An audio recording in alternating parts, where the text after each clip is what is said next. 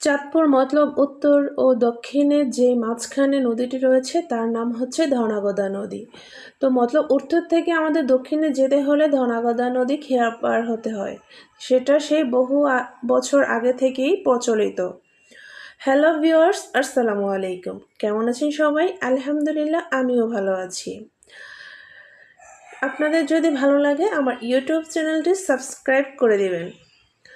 তো আজকে আপনাদেরকে আমি নিয়ে যাব আমাদের সেই ঐতিহ্যবাহী মতলব বাজারে। এটা হচ্ছে আমাদের ঐতিহ্যবাহী মতলবের মাছ বাজার। সেখানে আপনি নদীর সকল ধরনের মাছ পাবেন। অনেক বড় একটি মাছ বাজার, আলহামদুলিল্লাহ। সব সময় ক্রেতা বিক্রেতাদের ভিড় লেগেই থাকে। তো আজকে আমি চলে গিয়েছিলাম এনএম টাওয়ারের ফার্স্ট ফ্লোরে। আমি বাসার জন্য কিছু ফুল এবং কিছু হোম ডেকোরেশন নেব, তো সেজন্য চলে গেলাম ভাইয়ার দোকানে। নিউ কালেকশন ছিল ভাইয়ার দোকানে।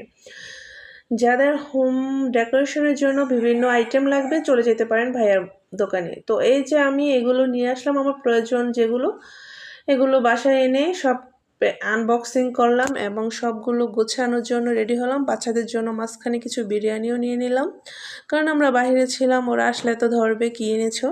তো এই যে আমার মামনিরা আমার ডাইনিং রুমটা ডেকোরেশন করছে, কিছু ফল ফ্রুটসের